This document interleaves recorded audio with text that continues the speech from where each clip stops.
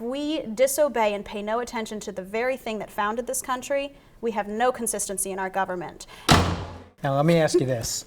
2012 is going to be the first election you're allowed to vote in. Yes. And I read that you're not going to vote based off of a political affiliation, but whose ideas you agree with more. What are those ideas that really motivate you? I think the number one thing that I most focus on is attention to the Constitution. I think that's the biggest thing that we've moved away from, and that is the number one thing that I will really balance any idea upon. Does it line up with the Constitution? Does it listen to the Constitution and those principles that we were founded on? Because when we look at so many cases, you hear no discussion about that.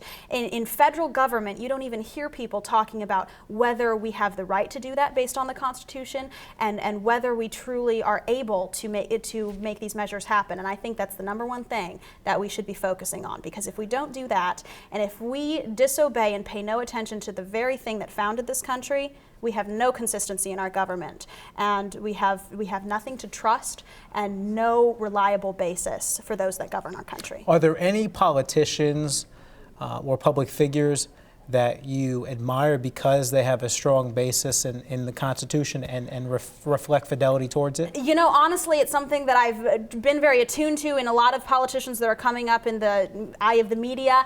I really haven't found any so far that I've learned enough about to see that, yes, they're very much attuned to that. Of course, a lot of past presidents and politicians and that sort of thing, but as far as current ones, I'm having a hard time, actually, which is kind of scary, finding people that are that way. Well, how would you rate our current president's fidelity to the Constitution? You know, there are definitely issues there that he's not paying attention the way that he should. And sometimes you can't even blame the person, but just the fact that maybe they never even learned about that. So many times now in our education system, we aren't even really taught constitutional law the way we should. We're not taught law and government based on the founding principles. And we need to focus on that so that our politicians, who usually are just common men from any area of industries in the country, understand what that's truly about. And I think that some of it really can be stacked up to ignorance and just not knowing and not understanding those things. Well, it's sad as Barack Obama was a law professor. That is true. That's true. And you know, you would honestly, think if someone knew it, right? I think that says something about law degrees too. Then that is true.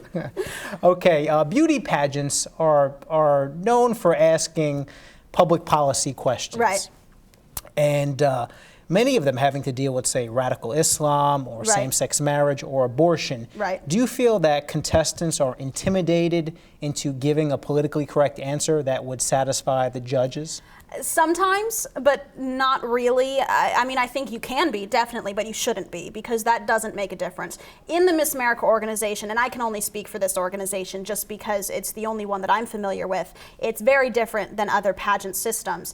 But in this organization, the judges are not allowed to score you lower or change their scores based on differing opinions. And so when it came to my question and it had to do with WikiLeaks and national security and the people's right to know, I knew that some of my judges had very different beliefs than I did, but you cannot let that change what you have to say. The only thing that that's testing, though, is that you're able to adequately promote your opinion without offending anyone. And that's the most important thing, because as Miss America, I'm a diplomat, and so you have to be very careful about the things that you say. You do have to be bipartisan, but that doesn't mean not stating your opinion.